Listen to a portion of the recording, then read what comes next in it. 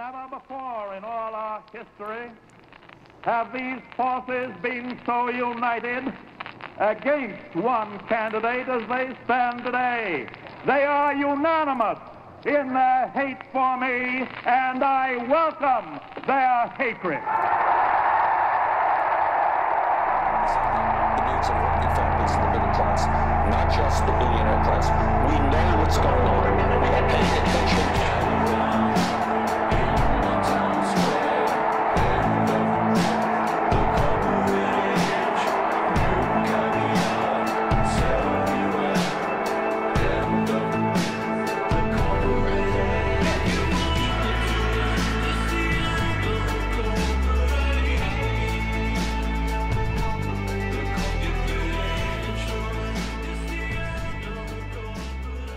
Good morning, everybody. It is the end of the corporate age, the beginning of the, I don't know. I say that every time, like I have to give you an answer. I don't know why. I used to just ask if you're awake. And that doesn't even feel fun anymore because being awake sucks. And today, more especially, I changed this card a few times. And then I was thinking, you know, the best thing about this is that it's like I never understood the phrase well-regulated militia. I always thought that meant just our military. Like when we grew up as a government, we'd be like, you know, we just don't need a militia anymore. That was a colonial times word. And so we'll have a military in our federal government. That'll take care of things. And I thought, well, maybe it's the National Guard because that's what they do. And, you know, that would make sense. That's another well-regulated militia that we have. Never thought ever that we'd need to have one to actually attack our own government forces. And I always thought, and I still do, that all the people that are waving Confederate flags, drinking beer, carrying guns, and being in a private militia on the weekends, they're all idiots. And that's not a well-regulated militia either. That's a bunch of dudes who likes to play army and hang out with each other and be dumb. Now I understand what a well-regulated militia is for. It's actually for situations like these when we have a Nazi organization, ICE, is operating exactly like German brown shirts did. They are raping, pillaging, plundering, murdering, torturing. They're not obeying any fucking law anywhere. There's no control over this group of people, and there is absolutely no peaceful way to stop them. I don't see how we do that. You're not gonna hug a fucking Nazi to stop. You know? And so this is what a well-regulated militia is for.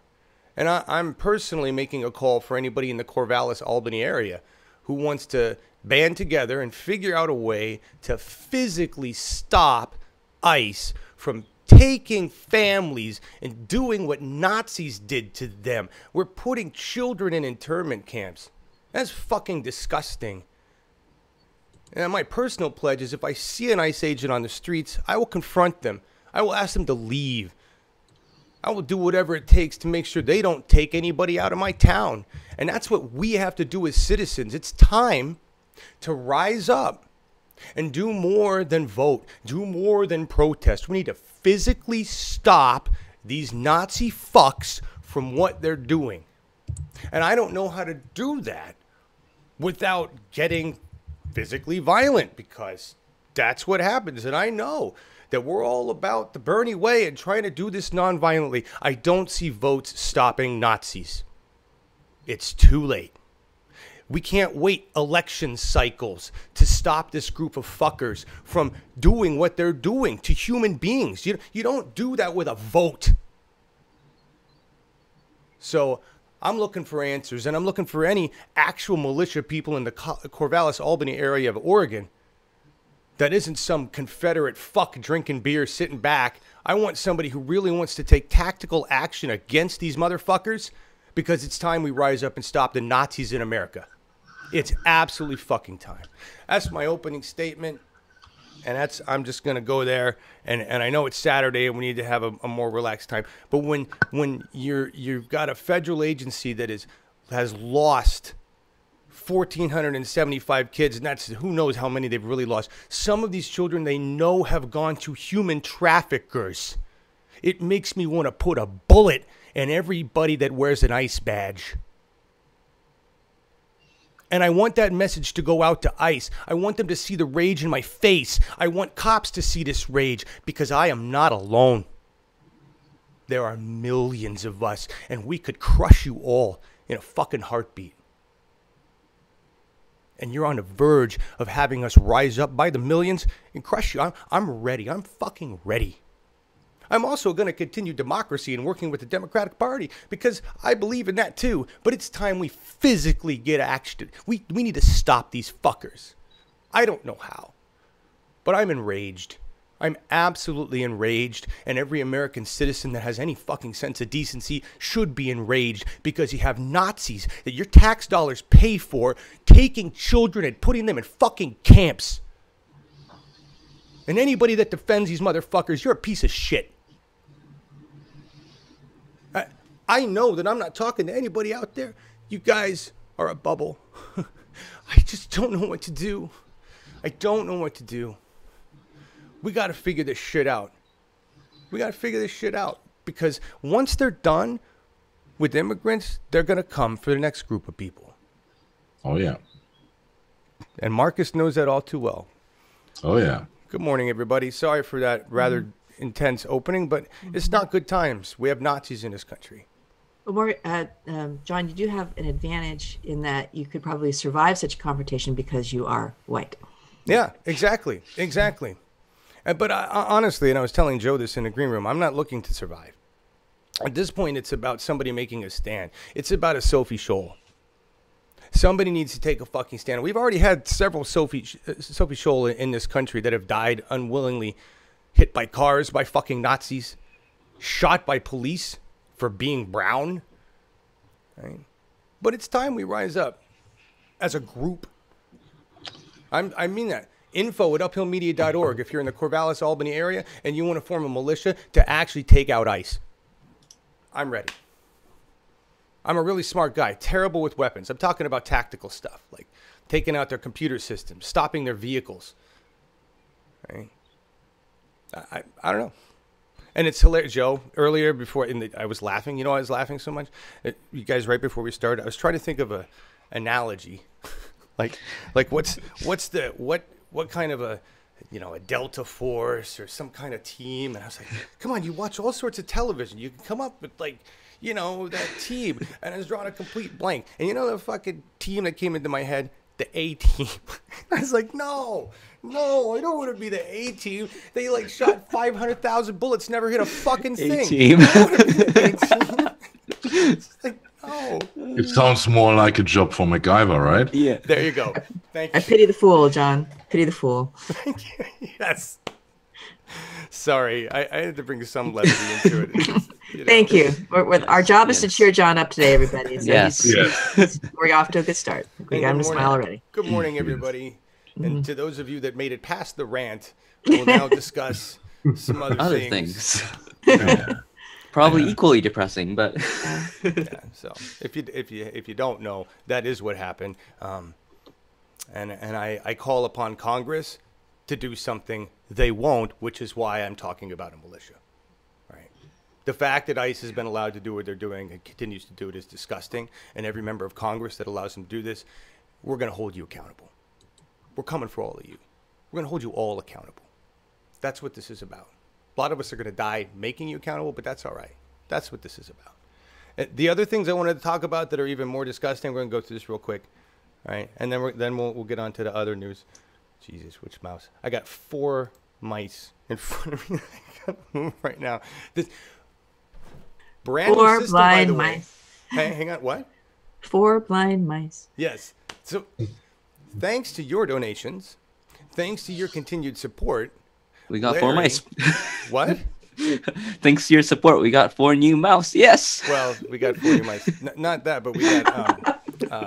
No, we had all that. We also have a mouse problem.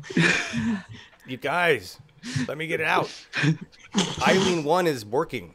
So we have the full server back with I can now do 5 people plus me on screen, moved around, graphics, whatever, just like a CNN town hall, only useful. See, we can do all sorts of good stuff for democracy. So all that takes is some coordination and some people to work with. And if we want to do a town hall like that in California, it takes other groups working with us to make that happen. So we've got the gear, we've got the big production, we're back in action, I've got the full gear, I can do all sorts of fun stuff if other groups willing to work with us and coordinate. So thank you for your donations. Thank you for getting us back up to full power here and beyond, because the new motherboard inside Eileen 1 is a badass. I could probably add another camera if I want, but just letting you know. So that's gone.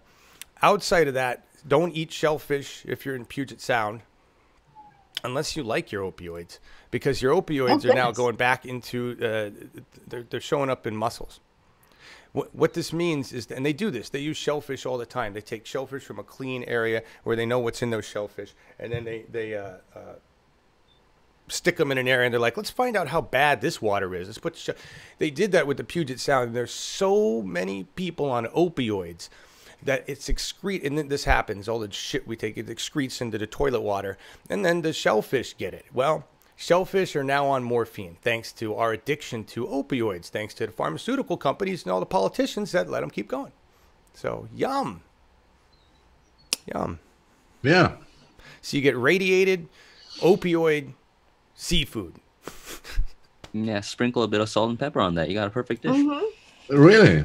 Yeah, exactly. I don't know. There's some people might like the idea of that, you know? It glows in the dark and gets you high. Glows in the dark. We should suggest this to the makers of the Fallout 5 part, which is coming soon.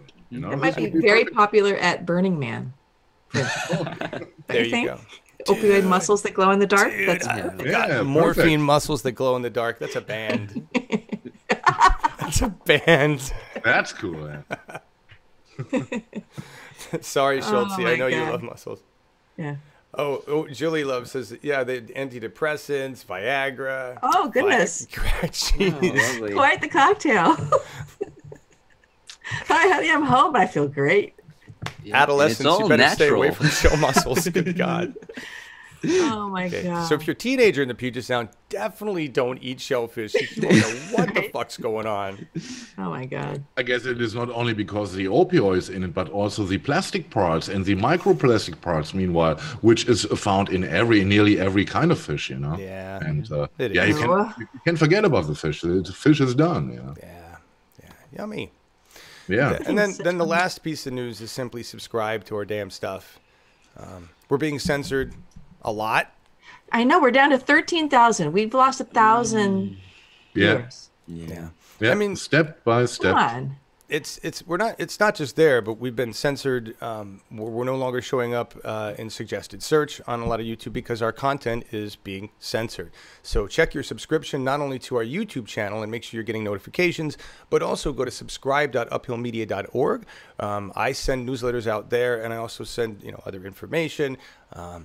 Fun games and prizes, all sorts of things. No, just I'll put a link Really for just that in information. chat. That's a really good. Yeah. Thank you. And it would be great if you could share it. And yeah. Please do. This is we're in And, some yeah, serious follow times. us on Twitter or Facebook, because if YouTube shuts us down one day for some stupid ass reason, then Yeah, you can that's find where we'll out there. tell you about it Yep. Yeah. if we're able to. Oh, but speaking of going back to the Eileen one, though, really excited. I mean, and you might be talking about this later. We're talking to Nevada about possibly working with candidates there. Yeah. Yeah, I'm waiting for them to get back to me on when. They were interested. So, and I'll just make a shout out again. So, if you're in a state and you want to have a show, which is what we do, we basically you have a network where you get a crew together and we facilitate production through this hub, and we will support your candidates or your issues or your organizations, right? As long as they're in line with the progressive movement. That's what Uphill Media does. Right? Uphill Media is a nonprofit that provides these facilities for volunteers that want to use them for the purpose of progressive movement. So if you're in Our Revolution, Nevada, which just reached out and we're going to do a show for Nevada, hopefully, that's great. If you want to help them, get in contact. Any other state wants to do that, that's what we're here for. We need to do this.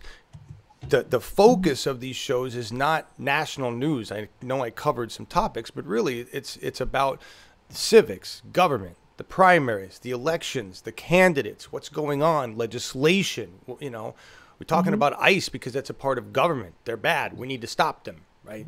This is what it's about. And we need news that covers these things, and we need it delivered by you. It's also a way to highlight what your organizations are doing. It's also a way to highlight your protests. And it's so connect with us, info@uphillmedia.org if you're interested in working with us to do more of that.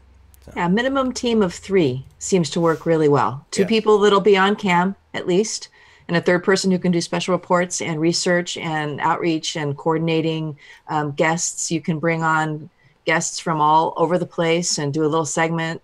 You can pre-record some segments if the guests aren't available during your show.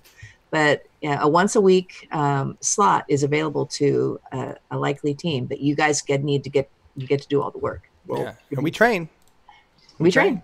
The great part about it is lots of encouragement. Yeah. Although more than 3 is also good too, by the way. Yes, a minimum of 3, because Joe and I kind of do it on 2, and that's a little hard. So it's if anybody wants to join the Progressive California team as a California needs a lot of support there. No, there's so many people in California. And so maybe after the primary, when the herd thins a little bit, hate to say it, but it will. Maybe that might free up some resources from people who are currently working on campaigns that might want to find a way that they can support more than one campaign, which would be come work with us. And you can. And I think it's possible that we'll also get like activists who won't always be on, but who will be willing to come on pretty regularly, maybe every few weeks or so. But a core team that's there every week, or as much as you can, and gets John the things he needs, so he's not having to herd cats. So that'd be great. That'd be great. So, especially putting it out there. We have a process that makes this very easy for everybody to do their part, and it's all web based. Right? Yeah. It's all you do it for me. I'm in my bedroom. Joe's in his dorm room. Markus is in his hot attic. Garage. And we're in 4 different places and 2 different countries. So Joe's always on a plane. It's got a nice little mirror here. It's great. It's amazing. I just haven't heard the ding. Please return to the cabin. Like we have some turbulence going on. Doing in there. Put on my seatbelt. See the camera shaking a little bit. Yes, Gayle must win, Brahm. I see that, and that's the thing. We fight such a massive media engine. I don't think people realize just how huge it is. And you watch a Bernie Sanders event on Facebook and you're like, oh, you got 3 million views. It's like, yeah, and that ain't shit. That's 3 million people that already knew Bernie Sanders, right? I mean, we're fighting a huge engine. So we really California needs a full-time team doing nothing but providing candidate support for the progressive movement, right? And we can facilitate the training, all of the gear. We've been doing this for years. That's what we do. So I'd love to work with any organization out there that wants to work together on this. It just takes the people. It doesn't take a lot of money. It takes people and time. So, all right, what do we got next to cover? We've gone over all these depressing topics. Yeah, next would be the primaries review from Arkansas and Texas. All right, Arkansas? You starting to say Arkansas? It with the right way? Yeah. Yeah, why not?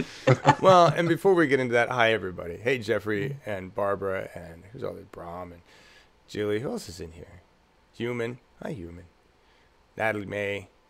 Schultze, Deanna, Melissa. Melissa misses my Bernie sign behind me, which is currently supporting my Gayle sign. So.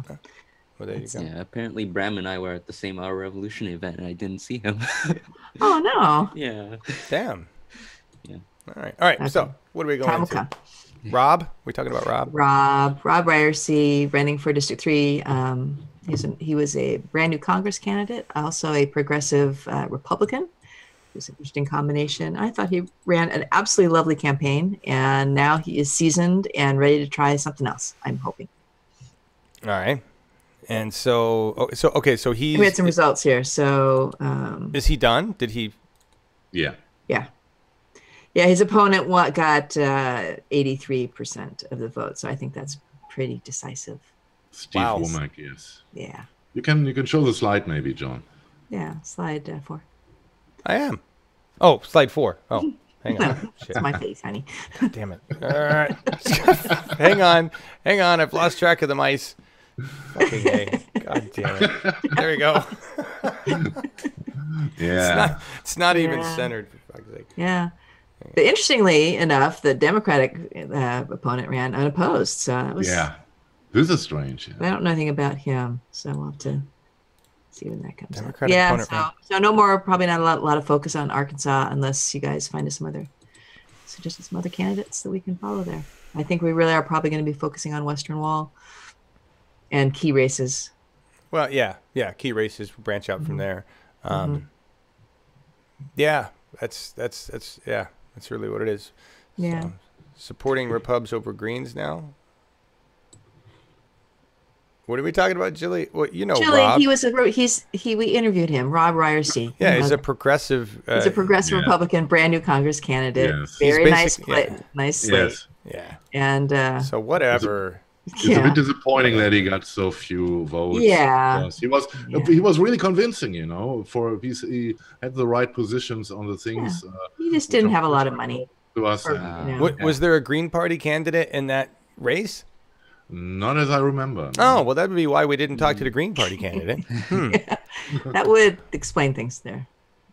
And then the next one on Tuesday of someone that we interviewed was Rick Trevino, who is in a runoff election in Texas. So is that still happening? Is he?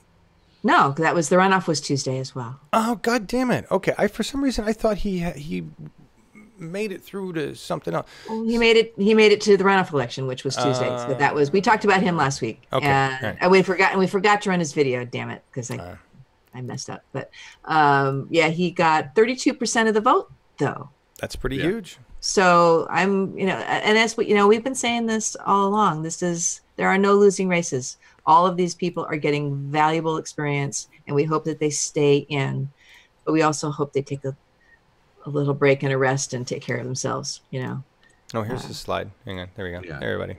There's Rick's numbers. So his opponent, I don't have the, there was no Republican runoff, so we don't have results there, but I'm sure it's a rather blue district. So, because those aren't very big numbers, even for the winner.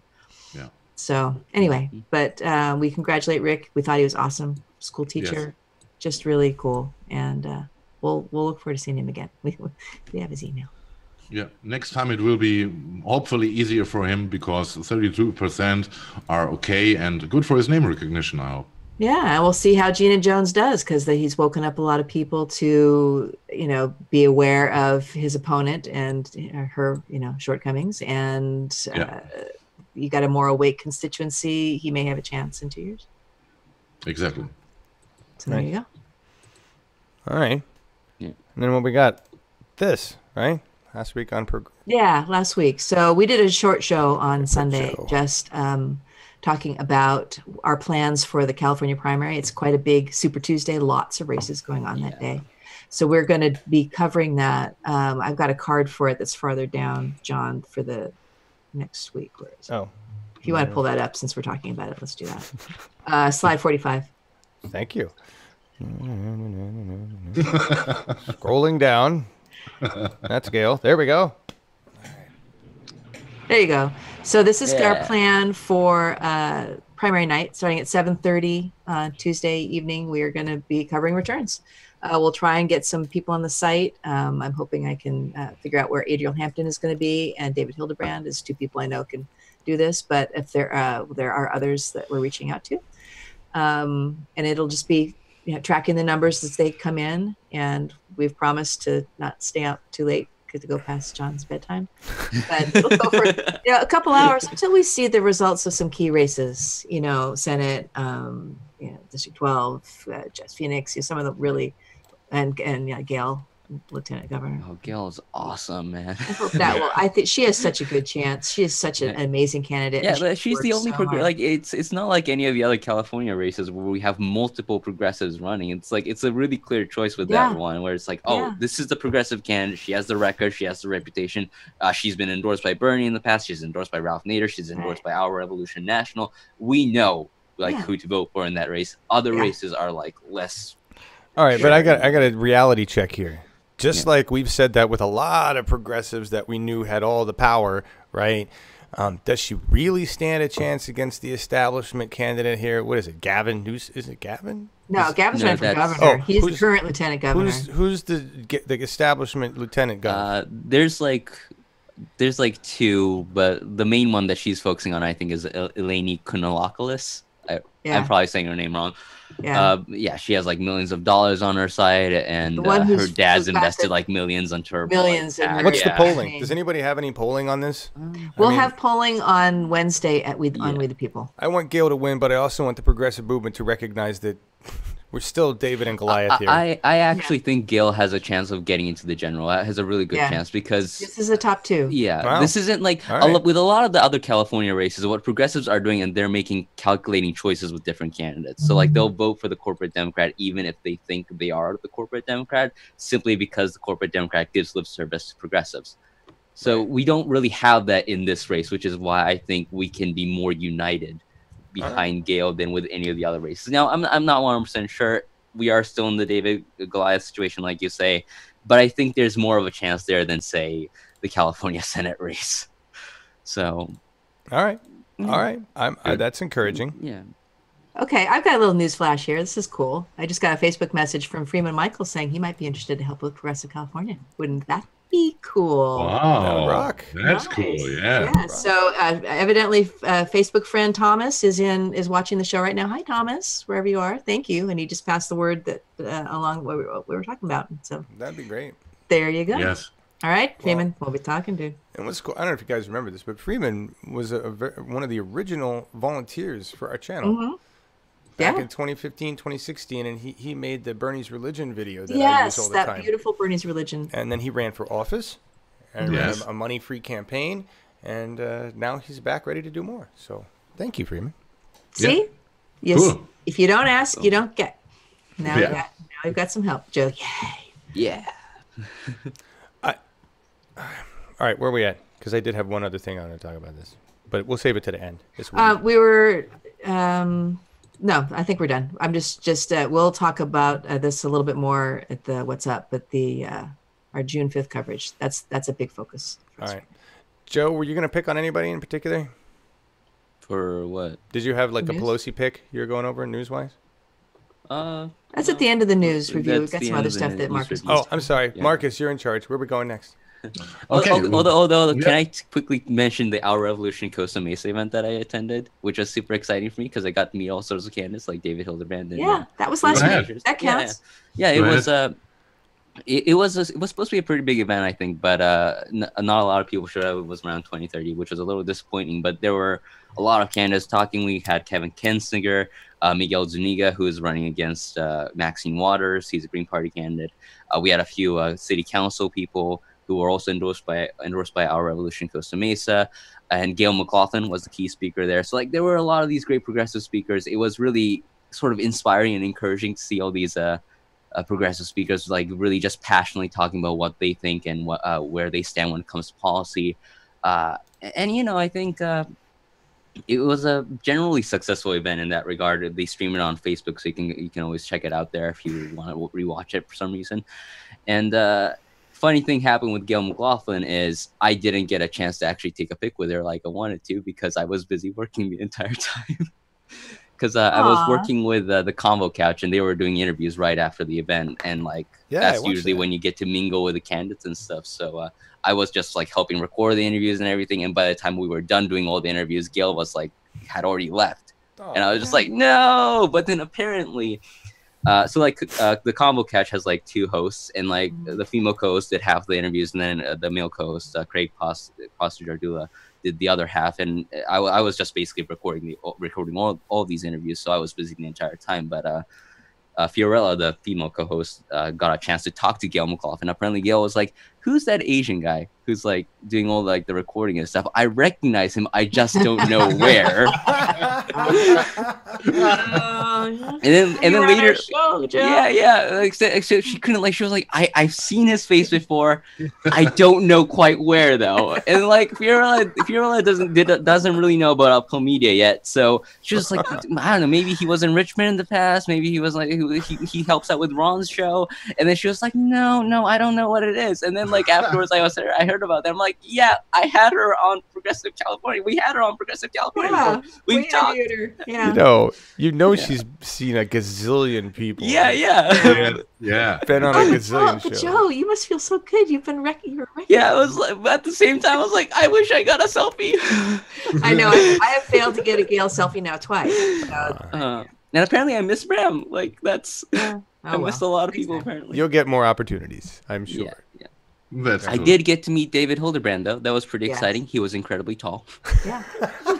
Apparently David's really tall. That's really all I got from the interaction, if I'm honest. I met him, and I was like, oh, yeah, this is great. I'm meeting David Hildebrand. I'm really excited. And, like, we shook hands, and I was just like, damn, this guy's really tall. Can I ask like, you a I thought he about... was taller than me, but then he was at that like height level where I was like, wow, he's actually pretty tall. Like, hey, Okay, vote for David Hildebrand. He's pretty tall. He's tall. So I got a question about that race. Okay. Yeah, sure. Just curious. I was looking at that chat because you just dropped a link to an interview with David Hildebrand by the Humanist Report. Was it? That wasn't. Or was me, it Katie? Somebody dropped that Katie. link. Yeah. And the chat basically has a lot of people talking about Allison Hardson and JD, and saying that one of the two needs to drop out. But I haven't seen anything about her. Has she been like plastering California with media or something through JD Money or what? I've actually seen a couple of things recently, but not. Yeah, that was more than the nothing that I'd been seeing before. Yeah, she recently decided, oh shit, we need a bit of a ground game if we want to actually win this. I mean, Pat Harris has been like plastering a lot of things though. So like, there's been like billboards and stuff where you can see his stuff. Yeah, except to the people who think that David Hildebrand should simply drop out because Hartson has more of a chance, there isn't really any evidence of that, other than like TYT likes to be like, oh yeah, Allison Hartson has a better chance according to our internal polling, but then it's not like they're going to talk about the bad internal polling they have if they have that, and then it's also internal polling. So it's not clear as to whether or not who the strongest candidate or the most winnable progressive candidate is. The sad truth might be that all of these Senate candidates, David Hildebrand, Pat Harris, Allison Hartson, none of them really outdid each other. They're basically kind of at the same level where they're progressive, they're standing on basically similar progressive platforms, and they're not taking corporate money. Like none of them have really been able to gain the momentum they need for anyone to make the claim that one or the other should drop out simply because the other has more of a chance of winning. Mm-hmm. So about this pro war on drugs for David, I had not gotten that from him. What is he? I don't. War on drugs, war on the poor. Jilly's asking about it. What? And she thinks we. Never heard him say anything like that. Yeah, I think she's basing that on a debate, the one debate that Allison Hartson attended, by the way, between David Hildebrand, Pat Harris, Allison Hartson, and Kevin DeLeon. Oh, were they on the stage? Yeah, one? Yeah. And Hartson gave actually a pretty good answer when it comes to marijuana legalization and just legalization of drugs in general, and decriminalization of drugs. But I don't think that makes David necessarily bad. I think it was just that he didn't give a response that was necessarily as strong as Allison Hartson's. But then to be fair, in that debate, I would argue that Allison Hartson, there were a lot of parts where she missed great opportunities where David Hildebrand and Pat Harris had excelled. So it's just she did not bring her A game to that and she hasn't done a debate since. So Interesting. Yeah, it's just reading the comments. I'll just, from my view, it looks like this. It looks like within the progressives, we had two potential candidates. One of them is being backed by a rather large funded news network, and the other one has done an awful lot of groundwork and got in the race way earlier. Right? Yeah. I'm not even sure. And here's the way I see it played. Hildebrand entered the race, and he was not a strong candidate at first. And when I first interviewed him, I was like, man, I'm not so sure. Okay. But that's what makes a candidate, because he kept going and he got stronger and he got better. And by the next interview, I was like, okay. Oh, yeah. Yeah, okay, I see this. That's what happens. Yeah. I think what happened in between those two moments was JD said, no, he's not good enough. Let's just buy someone and put them in there. Interviewed Allison Hudson. I thought she was a good candidate too. I don't think she was as strong as David Hildebrand. Not by the time he came around second time. I think she would make an excellent person in government. I got nothing against her. I don't think she's as good of a candidate as David Hildebrand. However, she seems to have much more of a media muscle behind her. And unfortunately, that looks just like the fucking establishment. It looks, she's a bit of a creation. It looks, yes, yep. It looks. No offense to Allison, I'm sure she has the best intentions. I question Cenk Uger's intentions constantly, because I think Cenk is a capitalist in the end, and I think he's about capitalism, and so that's just my view. But whatever. So I think the whole setup there was wrong. I think what JD did was wrong. I think it caused a huge division in a state where we don't need that division. And as far as uniting, I think it should be Hartson and JD that come to Hildebrand and say, let's get together. I really do. I say that with all due respect to Allison, but, you know, the real hard groundwork was done by David and done by David's team, and he's still out there kicking fucking ass. And we need to support the man. What happens in this race, none of them probably have a fucking chance in hell in reality. That's okay. Yeah. They're all champions that now have a hell of a lot of experience, a massive network, awesome connections, and they can fucking win whatever they want to run for next. They can win. All right? There. That's my expounding on that. Blah. Yeah. It's Allison Hartson. I was more willing to give her the benefit of the doubt in the beginning, but I think she skipped out on a lot of events, a lot more than a progressive candidate who entered the race should be doing when it comes to progressive events and debates. David Hildebrand, like, I always make this critique of Allison Hartson. David Hildebrand, Pat Harris, progressive candidates, corporate free candidates, they've been in the race longer and they've been campaigning longer. They've been everywhere. David's been everywhere. And she had that groundwork to catch up on when she started running. And I had nothing against her in the beginning. I was like, okay, fine. She has a tough game ahead. But if she pulls her cards right, I mean, she does have the backing of TYT, and whether we like to admit it or not, and it is kind of establishment what they're doing now, it is influential. Right. So if she had been able to go out there and actually show up to events, make a case for voting for her, and do all that, I think she might have had a chance. And I think David Hildebrand, I mean, he's said in the past that if there turns out to be a stronger progressive candidate, he is willing to drop out. So I think if she had done that, this race could have turned out differently. But what was really disappointing to me was when she didn't show up to the debates. She didn't show up to the events. Like, it's not much to ask them to show up to debates and events. That's kind of what candidates are supposed to do. That's how you go and try to get the support of the people. And it's just been a mess. And then I get called a sexist for saying that. So right, because you don't support the woman in the race. Well, and yeah. Here, let's just add hypocrisy to it right now. Mine. All right, ours. We're a drop in a bucket in terms of media influence. Yeah. But we still have influence. We still do things, and we've definitely, we try to. We're anybody comes to us for an interview, we'll speak to you, right? But we definitely reach out and look for specific candidates to interview. So in a sense, you could say that we're also waiting the game, right? That we're also playing favorites in some sense while trying not to. But in terms of influence, we've got nothing. I mean, comparatively. So I don't know. And to be fair to us, we actually do try to be as fair as we can. We don't always manage to get all the candidates equal amounts of time. That's very difficult, and with our resources, a little impossible. But we do try to mention the other candidates running. We talk about David. We talk about Allison.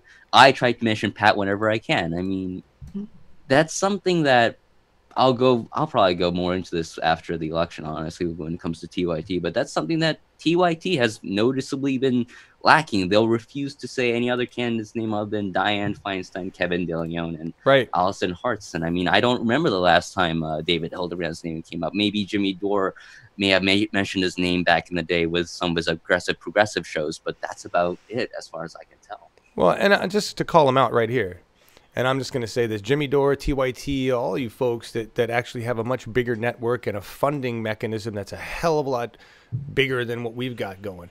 You have the facilities and the capabilities to put on good independent debates. So instead of propping up your candidates like the establishment does, why don't you open up your network to provide debates like our news networks used to do? You know, if you're all about being independent media and bringing back fair and balanced and making sure that we have decent news, prove it. Do a debate, hold it between those candidates, facilitate it like you would as an unbiased partner in media, the fourth estate. You know, do your job. We're trying to set up that, and we're trying to do it without millions of dollars coming into our goddamn network every year, right? So, TYT.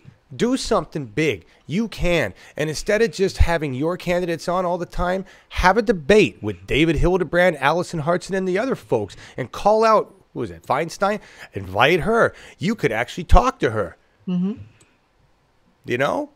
Yeah. You have that kind of media influence. It's unfortunate that you're using your influence to single out individuals instead of helping the progressive movement in general. That's where I think TYT lost its way. I feel very preachy today. I don't know the fuck why. I'm just very preachy. I like preachy John, though. Yeah, I know. And just like, because we've spent way too much time on this now. We have. But like, just one last point. Darcy in the chat was saying that she doesn't think that debates necessarily always get out more of the votes. But the thing with Allison Hartson is that she didn't attend debates that were being hosted by groups like Our Revolution, like local chapters of Our Revolution and Bernie groups, basically. And going to those debates is important because you basically can get the support of the people who generally already agree with you when it comes to policy. Mm-hmm. Like if you aren't even willing to go and get those people who are already somewhat your allies, then I don't know what your game is. Who are you trying to get? Are you trying to sway some of the other voters while ignoring the main support that you can and should be getting? It's a little dumbfounding to me what happened with her, and yeah, it's part of the reason why, while I did struggle as to who to decide to vote for in this race, I kind of couldn't really make the defense for Allison Hartson, really. You got to put in the work, man, if you're going to be the candidate. Yeah. Agreed. All right. What else? Sorry, didn't mean to keep us on this topic for so long. Freaking California. Hey, it's our next big primary, and it's a big one. Oh, yeah. We have a lot of candidates, and half of the people here are from California, so we get. That is true. That is true.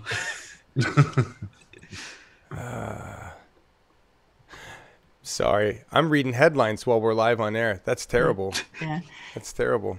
That's John, awful. do you want to tell us what's going on with Progressive Washington? I will. Progressive Washington is doing an awesome job, and they did a great show Friday. Rhonda and Courtney putting this together. Oz helping them in the background. Which, I don't know if is Oz in the chat today? I didn't see him. He normally is here. All right. Well, Oz, I got some good news for you because he's been working on getting ready to build. He's moving. And part of the reason is so he can be closer to do Progressive Washington with a good internet connection. And he's going to build a studio, an EB studio. Well, I have now most of the parts. You're going to have Scott. Ooh. Server Scott. And so because of where we sit with Eileen 1 now, thank you, Larry, Santa Larry, right? Which means thank you guys who gave the money to Larry. Thank you. Scott is, all it needs is a few things, like a case, a couple of things. And then Oz will be ready to go. And we'll be able to have 2 networks, which gives us the ability to do some incredibly fancy pants stuff in terms of large productions. And it lets us have 2 different shows going on. Right, so that's powerful. We need this, and so thank you all for donating. And Oz, I hope you're around. Washington did a show yesterday They're talking about universal health care. Laura Fielding with the Red Berets for Medicare for All. The woman is an activist. She just started, came up with the Red Beret concept, started knitting the berets and going after getting Medicare for All, and they're pushing the I-1600 initiative. That's what it takes to that's getting off your ass and doing something, right?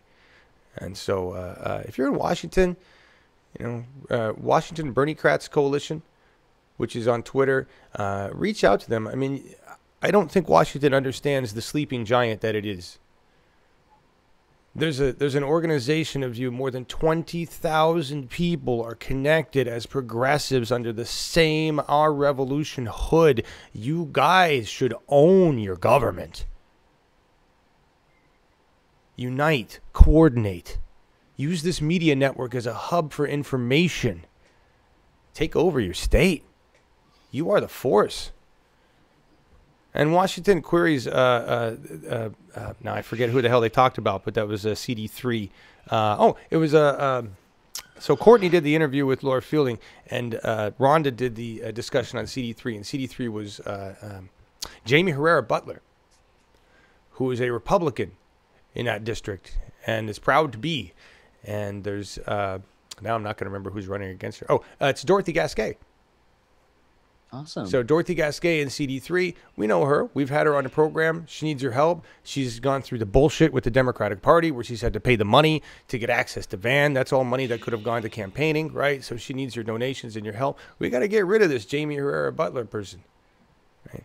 And I can't remember, but I'm pretty sure the Democrats, this is the one where the Democrats brought in an establishment pick who was a woman from Portland, Oregon, who has moved up there, leaving her husband and family behind with some bullshit excuse just so they could run somebody against Dorothy Gasquet. Good luck. It should be even more of a reason for you as a Washingtonian to vote for Dorothy and send their pick from Portland a finger. I don't know what kind of, that's just bullshit. Oh, and special message to Tom Perez. Seriously, fuck you, you fucking piece of shit. Jesus, how fucking douchebag can you be?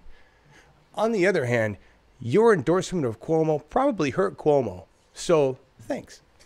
I just want to say that. Man, that guy's like the worst combination of everything. He's establishment, corporate Democrat. He's pro the corporations and he's pro TPP and all that. But at the same time, he doesn't even have like the political ability to do anything too savvy. He's just like, I'm not gonna because remember, like back in the day, he was like, I'm not gonna have another side job if I'm gonna be the DNC chair because it's a full-time job. A few months later, he's taking a teaching job. I'm like, I know. What the fuck? And then now he's like, we're gonna stay neutral. But guess what? I'm gonna be endorsing Cuomo today. What? The hypocrisy with this guy, it's like 100% clear. I mean, and like I feel like Perez is one of those people who both Hillary Clinton people and Bernie Sanders people are not very happy with because he tries to play the game, but he sucks at it. He does. He's like the Giuliani of the Democratic Party. With all the eyes popping. Because Giuliani is just the dumbest fuck. I mean, every time he opens his trash hole mouth, he says something absolutely stupid. How did that man ever pass the bar? I mean, so yeah, those two are a pair. You're right. Anyway, whatever happened to the DNC being impartial? Well, that stopped immediately. Were they ever? Probably not. They were probably like pulling strings in the background, at the very least. Tom Perez needs to be launched into outer fucking space. I've seen a lot of people make that statement about launching people into the sun or into space. It's kind of like a nonviolent way of saying we want to kill them, right? Mm-hmm. But like, here's the thing: even the asteroids won't like that. They'll be all like, "What do you mean lead by our values? No, fuck you!" And they'll just like launch them back into there. Space will reject them. Rejected by space. I know. It's a weird. Space lost 1,475 politicians. This would be the headline I would like to read. Agreed. That would be a lovely headline. That would be a lovely headline, Marcus. Let's not forget that. That's what's happening in the United States right now. We're losing children because we have racist assholes running our country. Yes, and somebody can explain me how is it possible? I mean, I can understand if you lose some money or stuff, but how can you lose more than 1,000 children? This is absolutely bizarre. Hey, the country that can elect Donald Trump can lose children. That's what I'm saying. Yes, everything is possible. Yeah.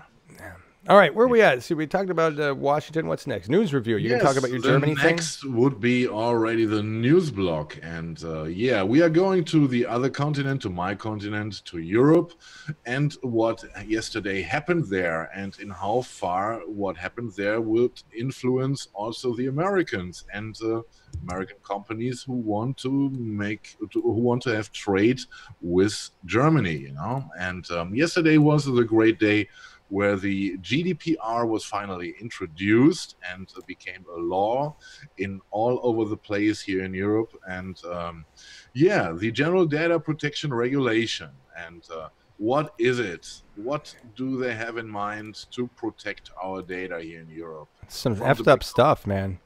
Yeah, for example, from the big companies like Facebook, like Google, and all the other big companies, which are, in my opinion, misusing our data for long enough right now. And yeah, what is GDPR? We have a short video about this, which explains the basic, and I hope that John did load it already. Nope. Not, okay. If not, he has to. Hang on, I'm getting there. Just hold your horses. Everybody look at Markus. Yes. Welcome to the Saturday show. After nearly more than 2 years, I'm used to this. You are. Everything is cool. Here's the video, everybody. Hey, at least I got Slacker off this time. The General Data Protection Regulation, or GDPR as you've likely heard it called. It goes into effect on May 25th, and it could affect you, no matter where you are or where you live. How? Let's answer some questions. So, what is GDPR? It tightens Europe's already strict laws about what companies can do with people's data. It gives you more control over how your data is collected and used, and forces companies to justify everything that they do with it. While GDPR is European Union legislation, it has a huge effect on businesses outside the EU, including the US. Why was GDPR introduced? Because the old laws were written before smartphones started collecting massive amounts of sensitive information for companies like Google and Facebook. GDPR gives organizations guidelines on what they can and can't do with personal data. It also makes them give users more clarity over the kind of data being used and how companies will use it. What is considered personal data under GDPR? Any data that can identify you. That's your name, phone number, or username, but the law also includes things like your IP address or location data. Even tighter rules apply for sensitive information such as sexual orientation, health data, and political opinions. How will it affect you? One way is that you will often have to opt in to letting a company use your data. This means fewer pre-ticked boxes, and firms are compelled to use clear and simple language. Do people have the right to be forgotten? Yes, people can request to have their data deleted.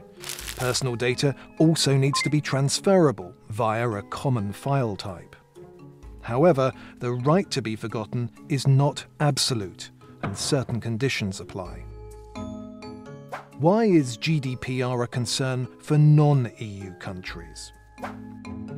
Because many businesses collect or use EU residents' data. They also use companies based in the EU for services and processing data. What happens if a firm doesn't comply with GDPR? The penalty could be up to 20 million euros or 4% of annual turnover, whichever is larger.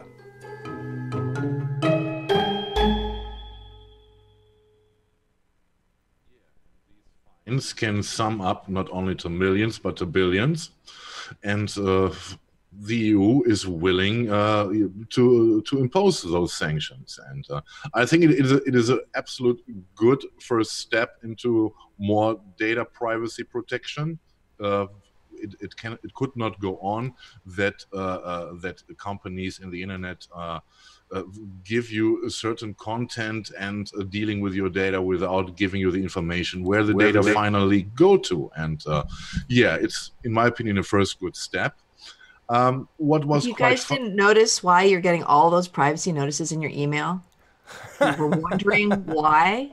That's why GDPR. Yes. Oh, Everything is affected. Yes, this is important to mention, because now for us in Europe, it is now the great chance to finally get rid of all the regular spam bullshit which is landing in your inbox, and because if you don't accept those requests, they cannot mail you anymore, and this is done. And this is for everyone who is working in Europe in an office. It is a great relief to know that those times are hopefully over, that you get confronted with spam in a massive way. And yeah, but this is only one aspect of the importance of this law, in my opinion. As you could see, there are so many very private details which you are maybe giving without knowing about it, you know, and the misuse of those data is should be stopped. And as I said, it's a good first step, in my opinion. When I came home yesterday from office and I was checking the news, of course also the American news, I found out that there are some magazines or online news not any longer available. And yeah, if you can show the next slide, please, John. For example, we have the LA Times there, which is only telling me that the website is currently not available and that they are working on stuff. Yeah, to make it short, they didn't follow the new laws in the EU, and so they decided not to risk any fines and yeah, to go offline for the European customers. You know? Another very funny aspect, in my opinion, was the attempt of the Washington Post, which is, as we know, is offering great journalism, or not. They are trying to make a business out of this. You know, you can get the usual free basic site with all the data collecting stuff in it, and they are offering also, you can subscribe them for $60 or $90 per year, and for $90 you don't get any cookies at all, and they promise that everything is clean there. And yeah, it's a funny attempt to try to sell their stuff, in my opinion. And of course I don't want to agree with this, because there are still for me there's still the chance to use a proxy server like TOR or something like this, and I get my information as well. And I don't subscribe, I don't accept those conditions, of course. You know? Yeah. And finally, to give you an overview of where your data go, I chose the example during my research of the of the Huffington Post. And yeah, I could not believe when I scrolled down how many companies they have, and they are describing them as trusted friends of the Huffington Post. And yes, this is a ridiculous term to begin with, but if you go through the slides, I counted, I prepared 10 slides for this. All in all, there are 91 trusted friends partnering up with the Huffington Post, and these are the companies you are seeing there which are getting your data, you know. And this should, in my opinion, should make everyone to think about the usage of what you feel was free before. You don't get anything free in the internet. You have to pay somehow. And in my opinion, what we had in the past was very, very overpaid, you know, and this is good to change.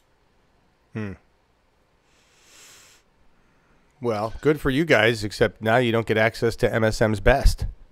This was a good one. Yes, this was a good one. And but what I hear that there are already rooting some American companies to take over if not all, but parts of the new European law for America, and we'll see in what direction it develops. Most importantly is that more people get to know the power they should have over their data, and of course the narrative should be completely changed, because it is not what a media can offer you. The question should be, what is the media worth? Your data, how much do they offering you for getting your data? This is the correct question, and I hope that we will address this question in the future more than before. It's an interesting discussion, and because in some ways the disbursement of our data, and not the companies, but in some ways the disbursement of our data across the internet has led to a lot of cultural innovation in general, and our advancement as a species. All right. And those of you who didn't think your data was being used back when it started, come on, right? I mean, they've been tapping our data since day one. And there's a part of that data that makes the internet what it is. And so I'm not defending it, but I'm saying internet search exists, and the AI of the internet exists because it has been attached to our data. And so there's some benefit to that. Using it to sell shit to us, to change narrative on us, to do what has been done with us is that's where these laws come in. There needs to be some kind of balance. The problem for me is I don't think we have governments that are intelligent enough to comprehend what the internet is and how it needs to be regulated. Come on. You don't think Orrin Hatch knows all about the internet? Is he the guy that asked what kind of cookies there were on his Facebook? I don't know. Are they oatmeal? I mean, I like oatmeal raisin cookies. It's that is the problem. When you let old fucks stay running the government that don't give a shit about upgrading their brains, Yeah. That's you got to stay current. You got to keep knowledge. We need to replace. So we're in bad shape that way. Germany's got something better going on. Yeah. What's up? Yeah. Can I ask Markus a question? Like, so how exactly is this enforced? Like, who enforces it? Good question. Like, how exactly do they do this? Do they fine people if they violate something, or? Yes, of course. And yes, it took only a few hours in the morning when I was in office and first checked in the morning the news, which came out that already some people addressed German courts to sue Facebook and Google because they didn't comply to the new law already. And yeah, we will see where it leads. It's a lot of money. I mean, what was the? It is a lot, if you know, 4% of your global money of what you are earning in this period is, for a big company like Google, or Alphabet as they're called now, it goes into the billions, and they will be very careful about this. Yeah, they should be in the end, Schultze, I just want to respond to your statement. 22 trillion missing from the Pentagon, right? Worried I'm gonna wake up someday like Neo in the Matrix. I hope so. I honestly, with the way things are right now, I hope that's what I hope we all wake up and go, oh shit, okay, this has been some horrific nightmare, and now that we're awake, we have a chance to fix it all, because it's a horrific nightmare, and we need to wake up and fix it all. What makes this current horror any different than Neo waking up already? I don't know. It's pretty scary. $22 trillion, man. Yeah. How we know do you where that lose went. that? They didn't lose it. You know they didn't lose it. Yeah. It didn't get lost. Is it the same money they lost during the 9/11 incident? Are we talking about the same money? No, I don't know. No, that's something there else, I think. there are two multi-trillion-dollar loss, right? yeah. The That was military tends to lose that. Oh, okay. Like they lose kids. The military. It's probably in the same place. Yeah. So understand that the Pentagon that gets all of our money, Marcus, has never ever been audited, ever. No It's one's unbelievable. Yeah. They've been like, oh, we're too big, you can't. And in the end, if you want to take it in a positive way, you can say nothing is lost finally because it is only somewhere else. You know? It's been spent on death. Yes. It's been spent on death. Yeah.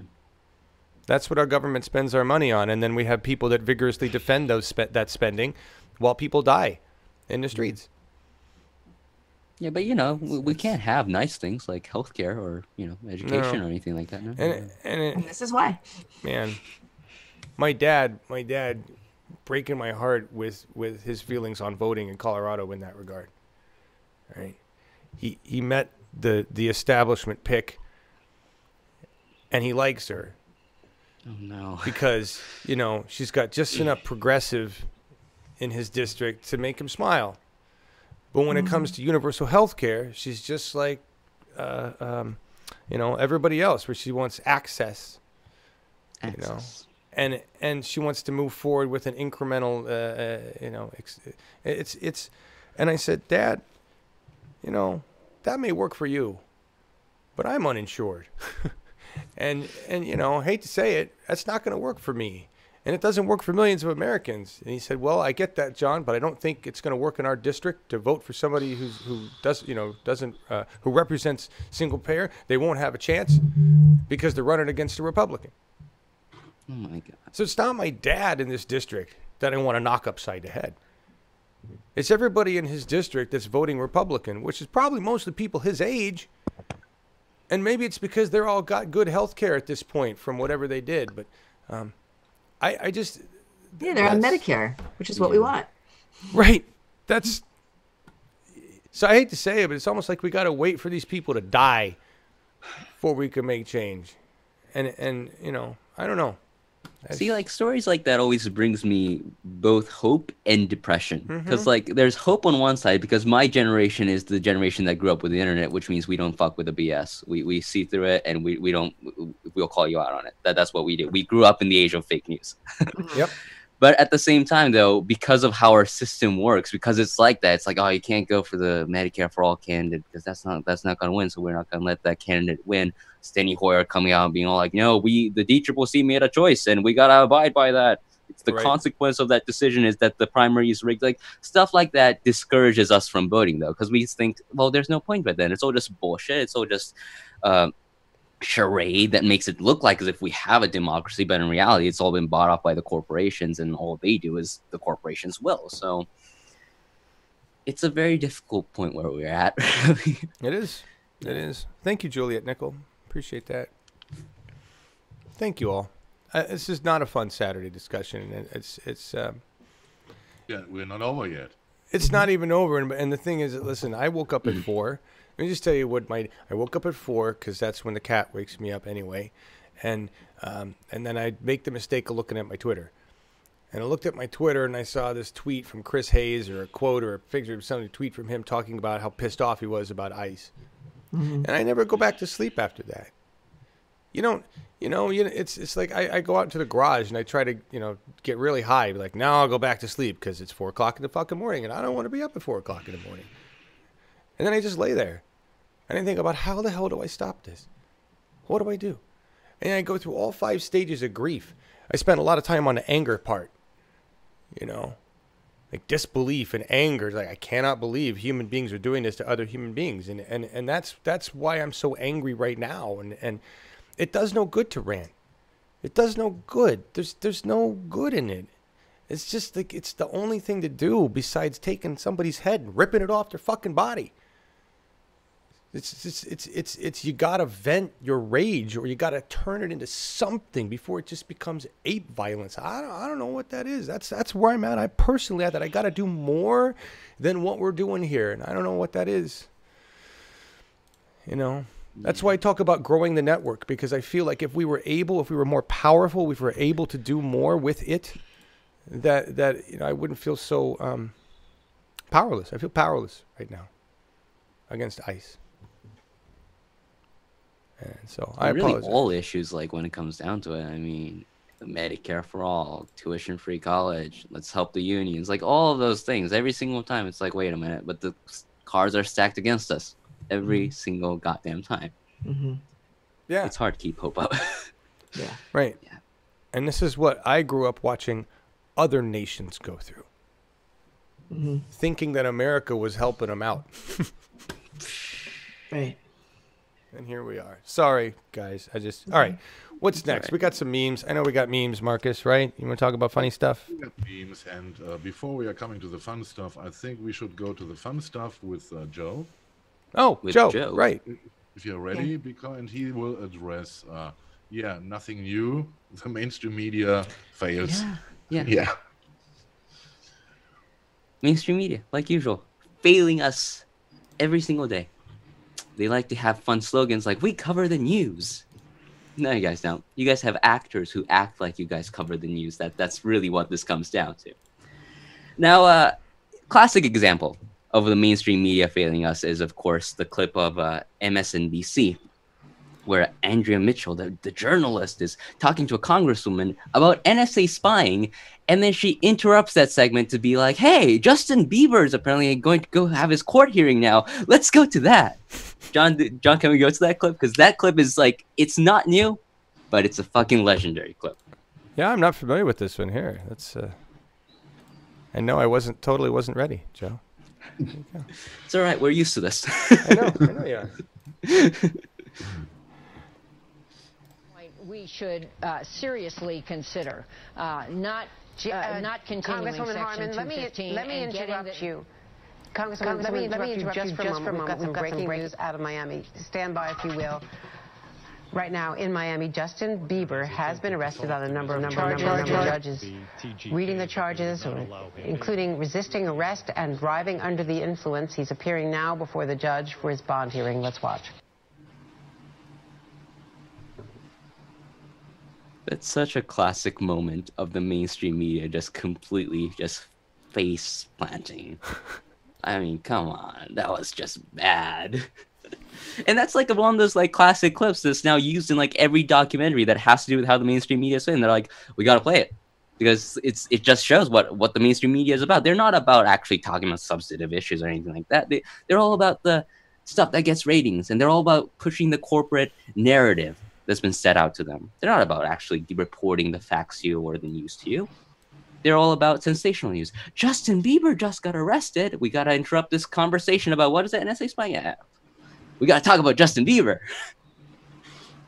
Well, let's go to CNN now. Now, CNN has had some pretty great moments, let's say. I mean, there's a... Can we go to slide 38 first, though, John? There's like a great thing where it's like CNN, they like to go out there. They're like, oh, we're against the fake news. We like to call apples. How brave of you. We're like, oh, yeah, if someone decides to call this a banana, then we call it a banana. See, that's a CNN mug, which, by the way, that's an actual thing. You can actually buy that for $13. You know who else sells mugs, by the way? We do. We sell media mugs. Costs a little bit more. Costs a little bit more, but guess what? You get to support independent media when you do, instead of them corporate fucks, which fail us, as I'm about to show you. Now, another name that I do have for CNN, though, is the Clapper News Network. Because the former National Director of Intelligence, the guy who went up and did a testimony in front of the Senate and lied to their faces about what the NSA was doing, is now all over that news network. All over it. Every single day. They're like, oh, yeah, well, we have an expert here with us. James Clapper is with us. He's a known liar. He lied to Senator Wyden's face about NSA spying. That's such a fucking classic clip. And they're like, oh, well, what he must have to say is really important here. But of course, the Milk Resistance loves him because he's against Trump. Now, the latest facepalm from CNN is that they decided to spend 8 minutes, 10 minutes during the daytime to interview a fucking asshole who's a 30-year-old guy, millennial, who apparently refused to move out of his parents' place despite them requesting multiple times that they do so. They had to take him to court over that, and they had to evict him through the court. And for some reason, CNN decided that this was a news story worth talking about. John, can we play some of the clips? The clip that we have going? Yeah, we're going to play this. Because it's mind-blowing. Just take a look. Hopefully I have the echo resolved, everybody. This is due to the new system, and whoops. It's Saturday. Here you go. Hi. So let me start with, you're 30. Right. The simplest question, do you not want to find your own place? No. Why not? I don't want to live there anymore. You don't want to live with your parents? I don't like living with... No. It's not. It's very tense. It's very awkward. It's we have to we have to share space, which may be the case with where I would find myself afterwards. But I'd prefer to get out. Okay, so on the preferring to get out, let's rewind for a second, because it's my understanding you've lived, at your parents' house, rent-free for 8 years, and I know you do your own laundry, you buy your own food, but they asked you 5 times, please move out. Why couldn't you guys resolve this without the court? I would consider much of what they were doing to try to get me out as a tax, and what I was trying to preserve, trying to do what's best for me, which is just, let's try to be a little more reasonable. I'll leave. I don't like living here, but I need reasonable time. And as an example of this, the first notice that I received, the February 2nd notice, was basically, you have 14 days before you're outside in the winter weather. So the first thing I did when I got that about where you want to cut? He actually says something that is really on point with what I'm about to say. That was I made sure that wasn't going to happen. I contacted the police department. I said, is this something that's that this could happen? And they're like, no, you just call us. That they can't do that. And I said, all right. And I was like, all right. And I'm listening to you. I really am. But let me just understand, because I hear you on your parents giving you notices. The fact that you were on national television talking about moving out of your parents' house. You tell me you want to move out of your parents' house. Why don't you just move out of your parents' house, like tomorrow? So she points that out. She's like, we're on national TV talking about this. You're on national TV talking about this. You're right. Yeah. The fact that they thought this was newsworthy. Seriously, they spent 10 minutes on this where they covered this guy's story and they were like, oh, let's talk to him. And I don't know if you noticed, but this wasn't a simple Skype interview. They actually had him come out to a studio to talk about this. Fox News had this guy on, but they did it with a Skype interview.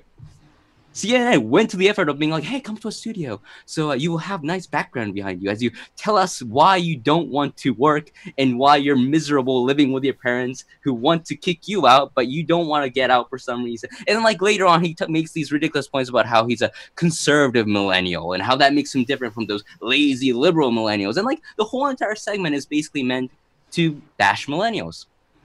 That's the point of this. Does he have a job? No, he doesn't have a job. No, he doesn't. And I'll say it. This guy's a fucking asshole. I don't like this guy. I don't think this guy has any good points whatsoever. But CNN has him on for 8 minutes, and suddenly he's a viral star. The story was already viral, which is why CNN chose it, because they were like, oh well, we need something that's exciting and not at all newsworthy, but it's sensational. Let's use this. Interviewed him for fucking 8 minutes. 8 fucking minutes of that. Yeah. The New York Times made a very special Laurel and Yanni webpage so that we can understand that phenomenon. So that's right up there with fluff. And who cares? Yeah, later, Alex Jones had him on later, and I was just like, guys, CNN, did you really seriously think to yourself, oh, we're going to promote this guy to the point where Alex Jones would be having him on too? Well, by the way, great memes came out of that, by the way. Alex Jones and that guy sitting side by side. Oh, as you meant, yeah.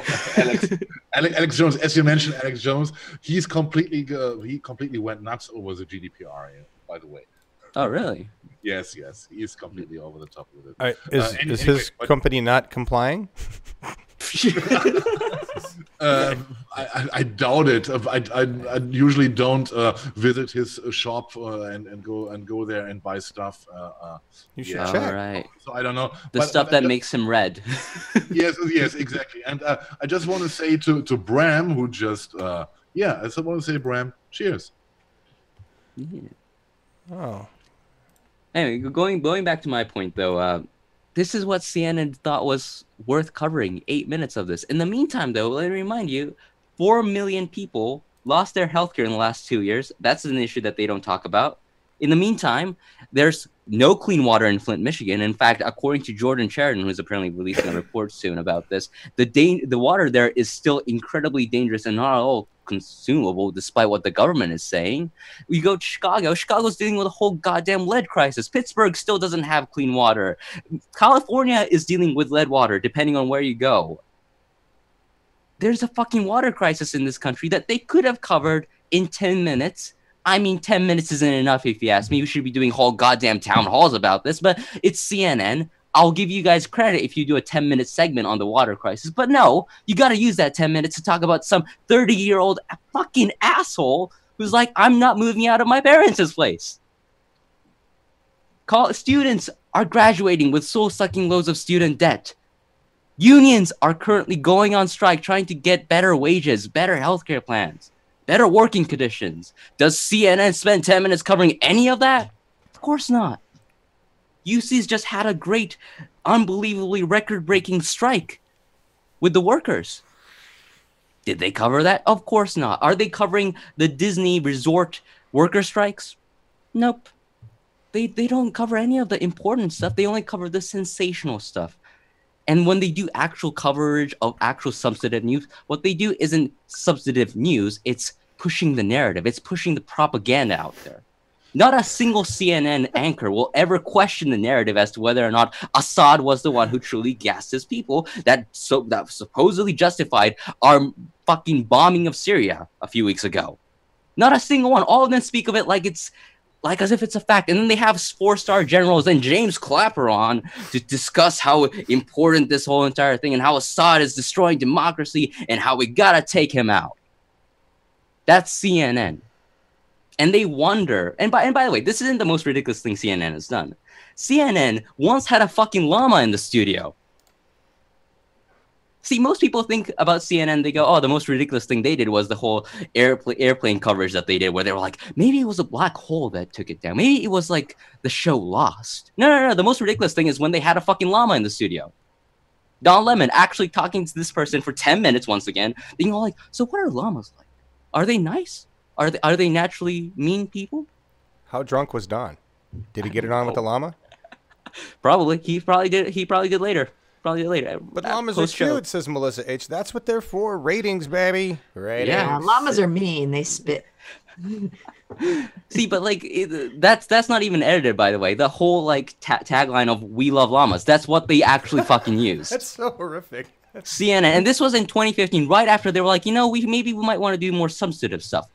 They were like, substance, llamas. And they wonder why we in the independent media are starting to do well. They wonder why that's why they have to take down Jimmy Dore. Yeah. That's why they call him a conspiracy theorist, because he, unlike CNN, will actually question the narrative, will actually try to hold our government accountable, will actually ask questions to the powerful, not that the powerful will ever respond to us.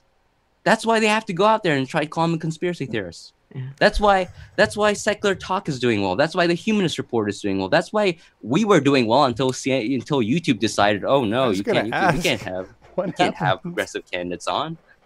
Why aren't we doing well, Joe? What? So we're not sucking up to the llama lobby. That's why. Exactly. Llama lobby. Yes. That. By the way, this is why. Last summer, when I started my YouTube channel to just talk about news, I did like 2 or 3 clips every single day where I just talked about, oh, this is what Debbie Wasserman Schultz is up to. She's full of shit still. Let's talk about Nancy Pelosi. She's full of shit still. Let's talk about Chuck Schumer. He's still full of shit. Like, most of them are full of shit. But like, I did that for like 3 months and I got over 300 subscribers. That shouldn't be happening. Back then, I still kind of am, but back then I was just a kid who just got his high school diploma. Mm-hmm. Getting 300 subscribers, getting views that went over 10,000 depending on what kind of video it was. And people were just being like, this is more substance than I would get from the mainstream media. I should not be getting that kind of credibility. I'm a YouTube jack-off team. That's what I am. The mainstream media has completely and utterly failed us, and this is another sign that is happening. And we would be doing a lot better if it wasn't for the fact that YouTube and a lot of these other so-called platforms have decided to collude with the corporate media. Yeah. Well, first of all, my opinion, first of all, we should have a meeting right after the show about discuss about launching a new show, We the Llamas, or something like this. And secondly, and then the camels are going to get pissed off because we're leaving the camels out. Oh, so. Exactly. Yeah. Okay. We got to. And don't underestimate the koala lobby. They're scary. I like the llama lobby. And secondly, I think there is a wrong assumption what CNN concerns. You are referring to them as if they would present news, but what we can see, this is a boulevard. This is Yellow Pages stuff, and has nothing at all to do with news. So we should, I think, we should mostly ignore CNN and all this bullshit which is coming from them. And as you said, we should refer to the sources we can trust, like Jimmy Dore, who never let us down, in my opinion, or Secular Talk, etc. But CNN, in my opinion, is not worth to talk about. Not that the segment was not good. Yeah. But I think it's in the nature of CNN because they have nothing to do with news, in my opinion. Not at all. Yeah. Well, and did you see that recently Our Revolution was attacked by Politico? And Tim Black, from what I saw, I didn't watch the video, but gave Teslin interview time. She's the one that made at least some of the statements there. And that's just a hit piece, folks. That's nothing more than attacking the organization to do damage. There's nothing about that. The Combo Couch did a great segment on this, which I'm promoting something else that I'm working on apparently. But they did a segment where they described how some of the stuff in the hit piece is actual criticism that actually is legitimate, as in if you're critiquing it from the perspective of wanting to make the movement better, it is valid. It's just Politico doesn't care about that. Politico is simply doing this to go smear them and then go after Nina Turner and be like, oh, look, they're not doing so well. Ironically, right after they wrote that hit piece, a bunch of our revolution candidates actually won their election, so I don't know. Yeah, my favorite statistic on that, and I saw it, I'll have to find the source, but the Tea Party in 2010, it was a lesser winning record. I don't know the exact statistic, but somebody pushed out the stats. Our revolution in 2018 already has a higher winning percentage than the Tea Party in 2010. So when we think about that, nobody was thinking in 2010, oh, that Tea Party is going to take over the Republican Party and turn them into a bunch of fucktards. Nobody thought that. Nobody gave a shit. We were laughing about the Tea Party. A lot like they laugh at the Progressive Party today. I remember looking at the pictures. I remember CNN and the other news showing these people. And we're talking to Tea Party Representative Dumbfuck Militia Hat Man. And they've got a guy with the tea bag on his hat, and he's holding his fucking AR-15, and he's missing teeth, and he's got a, and he's talking about freedom and blah, blah, blah. And they were absolutely making fun of the guy. Right? Yeah. And meanwhile, they were winning elections.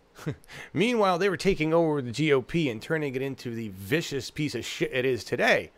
Yeah. Right? So. They had more money, though, unfortunately, I think. Well, they gathered more money. You're right.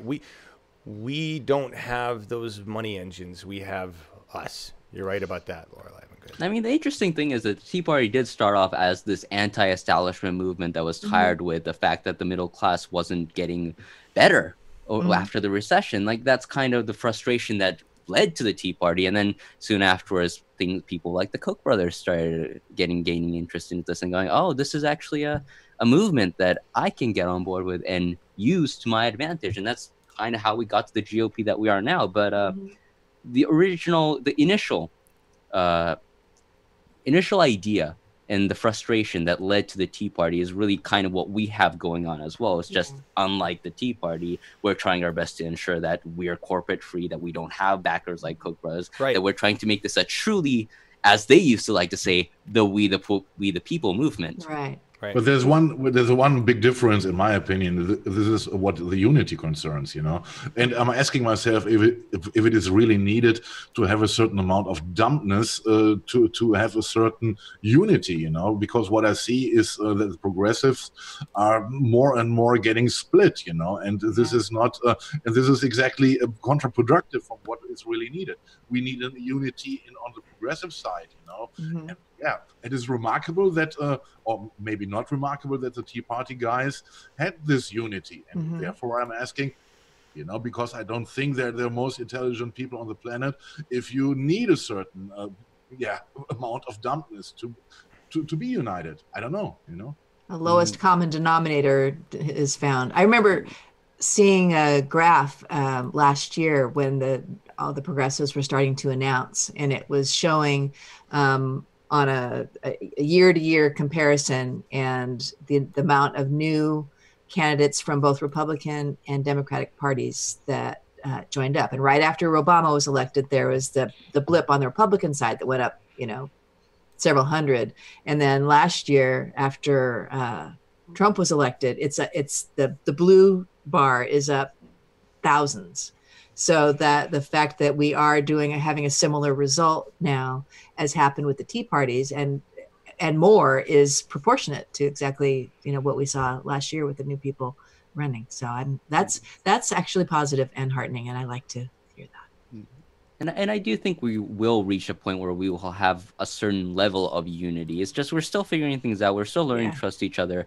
There's still a lot of ego involved, which unfortunately is the case with a lot of movements. Yes. But I think ultimately what we need is we need more leaders in this movement, not just like leaders of particular chapters or particular Bernie groups. Like, especially inside California, we need an overall force that can unite people and say, hey, Green parties, DSA, our revolutions, like we all agree on basic issues. Medicare for all, SB 562, the single payer bill in California right now, tuition-free college, HR 15, the raising the minimum wage to $15.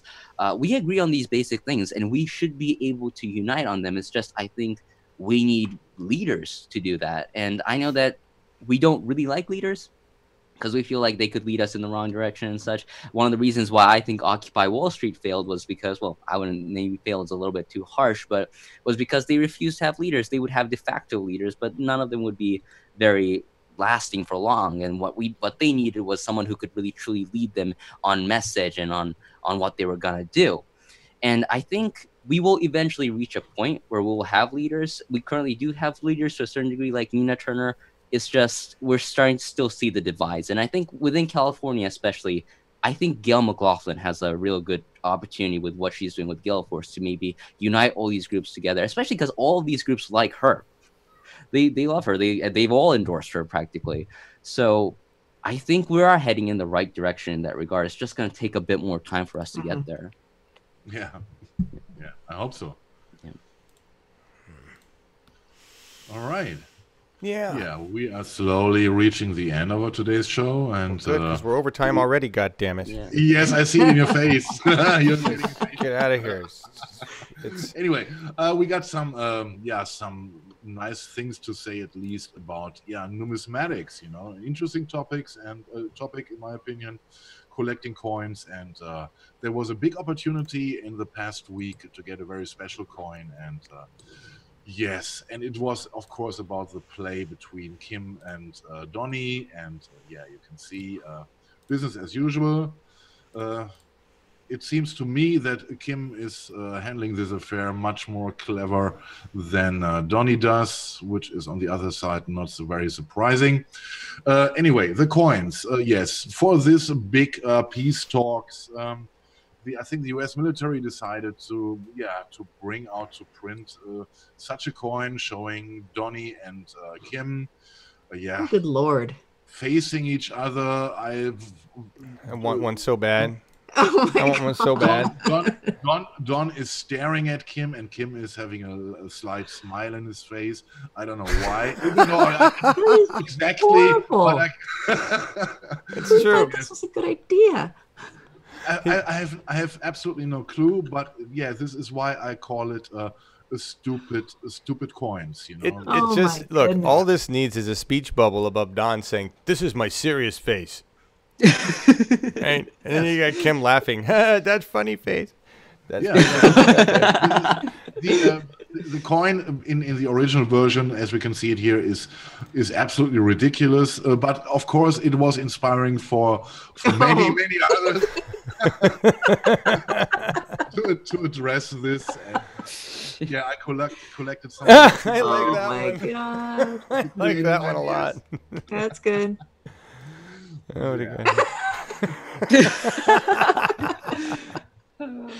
Oh my goodness, these are great. Is that the real? Is that what? Yes, Is that? and this should be the plan if everything goes wrong in the end. We heard that maybe the date for the 12th of June is considered to take place. It is not sure because, of course, it is all diplomacy and stuff. And this could be the final solution. That if it doesn't take place, then we have the no peace talks and Yes. Trump on both sides staring at him. And Yeah, and art of the deal written above at the top. No, you know what? That's He's going to negotiate peace with himself, Wow. and he would. He's such a. I will negotiate peace with me, and you'll all watch. That if you told him that was a show, he'd do it. He wouldn't give a shit. Yeah. yes, he would. That's lovely. I love the coins. That was nice. That's nice. Yeah. Thank you for that. Thank you for that good laugh. And if nobody says anything, I think we are at the end right now. Well, we right? do have one real quick. A slide 44. Oh, yes. While we were doing this, Ashley made me my card for Wednesday, which we didn't have at the beginning of the show. Oh, okay. Where am I So, going? yay. Slide what? Slide what? Slide 44. Too many fucking slides. I know. I didn't see 44. Where are we? There we go. Yes. So We the People on Wednesday. We are taking Monday off for Memorial Day and to plan for the primary. But on Wednesday, we have a special California primary report with Gayle McLaughlin and Adriel Hampton. They're going to come and talk about kind of the condition our primary is in and give their perspectives and talk about her campaign, one last time. So that is on Wednesday. So don't miss that. That will be good. They are two great resources. And then, of course, coming up on June 5th, we have our primary coverage, which Freeman Michaels has now just said he will help us with as well. Maybe he can report from the field. That'd be rocking. From someplace. He's great at that. That would be awesome. So, yeah, we just got a new team member for Progressive California during the show. So, yay, Freeman. Yes. Welcome. Awesome. So, yeah, that's what we got. Wait, so Adriel's going to be on We the People then? Or Adriel with and Gayle are going to come on together on Wednesday night. Wow, that's a really powerful combo you got there. Yes. Oh, all right. All right. Don't miss it, guys. Yeah. Yeah.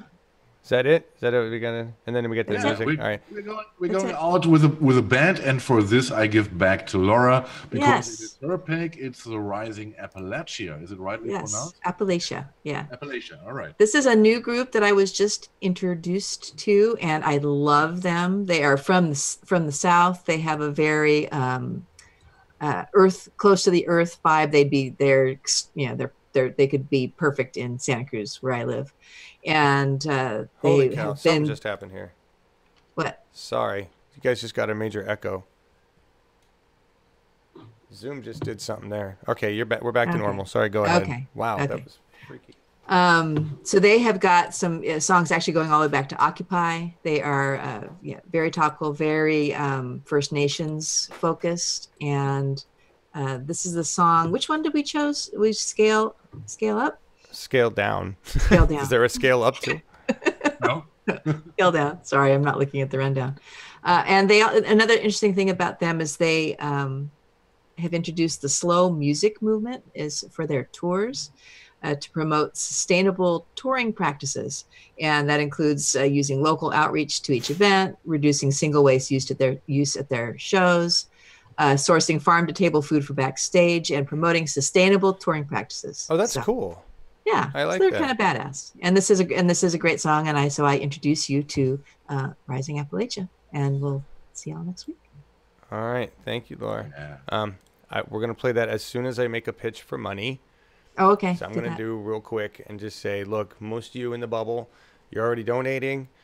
So if you're doing that, please share the content and ask other people to donate.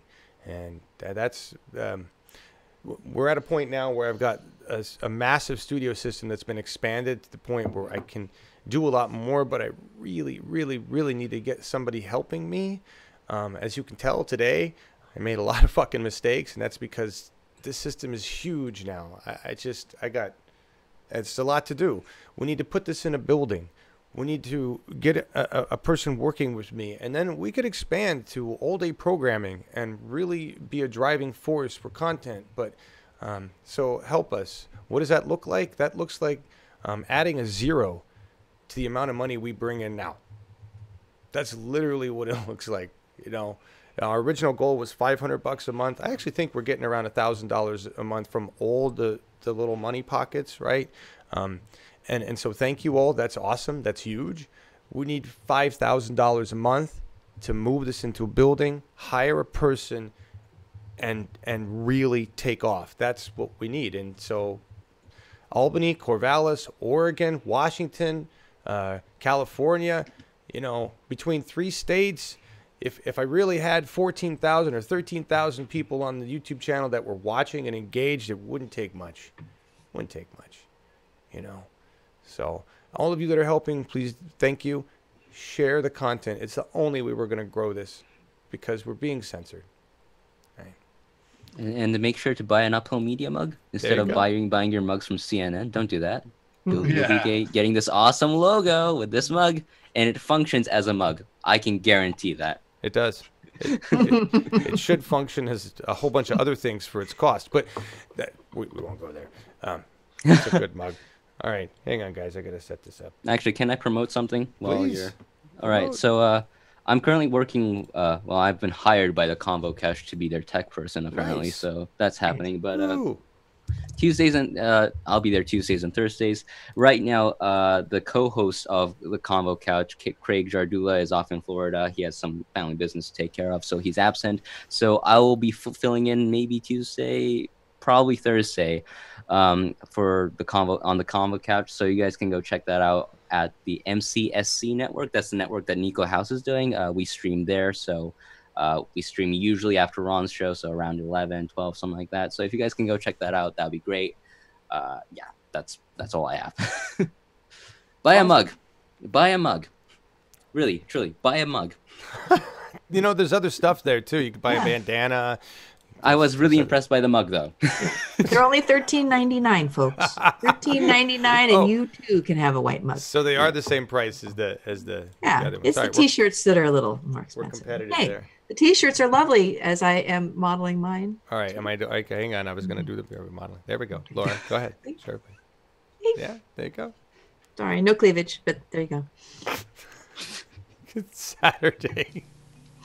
Sorry. Here's Chilly. the song. Look around, and I can't actually hear the music because the audio's messed up. We'll just leave Laura on screen again. Down to stand up, look around, and then scale that down to stand up, look around, and then scale that down to stand up, look around, and then scale that down. Look around and then scale that down too.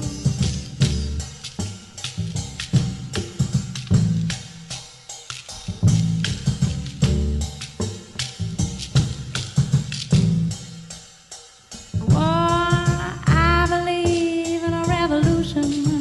I believe it is a hand. I believe in its thick hands that strengthen daily, daily on demand. Because see, I am a blacksmith, a metal and words, and a sheep that's pitch black too. And Lord, in this life, that's all we found up to do. 'Cause 500 years ago, when these same trees were more dense and all this color pristine, so the chaos it made sense. There was no knowing of the loss of a whole mountain, of that same mountain that I call home.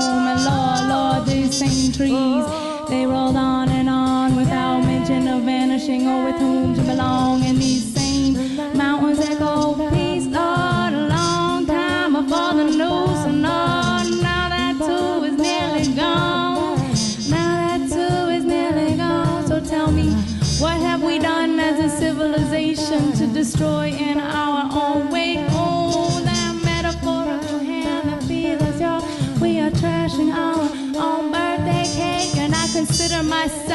skeptic, but Lord, I'm an optimist in soul. And we are all getting rolled around and dragged along like the bull.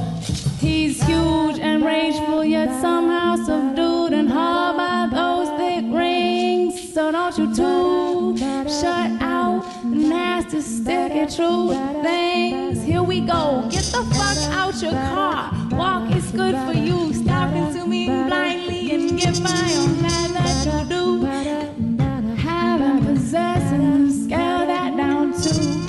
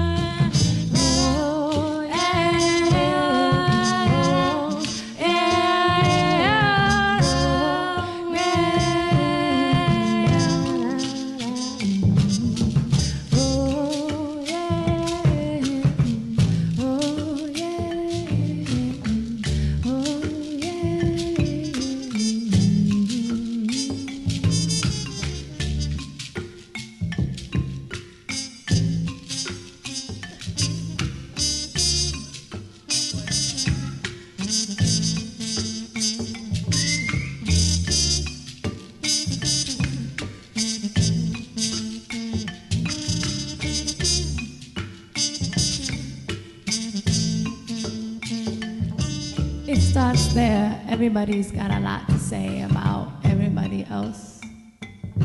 But it's our own transgression that always tends to melt away and fade into that critique of whose fault or whose blame or who's wrong.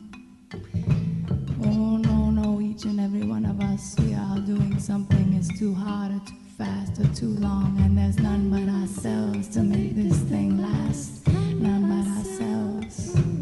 No, there's none but ourselves to make this thing last. None but ourselves. So there's none but ourselves to make this thing last. None but ourselves. Oh no, there's none but ourselves to make this thing last. None but ourselves. So it starts there. Everybody take a long, hard look at you. A long, long, hard look at you, Lord. It starts there. Everybody take a long, hard look at you. A long, hard look at you. Oh no, it starts there. Everybody take a long, hard look at you. A long, hard look at you. Oh no, it starts there. Everybody take a long, hard look at you. A long, hard look at you. And you stand up and you look around, and then you scale that down too. No, stand up, look around, and then scale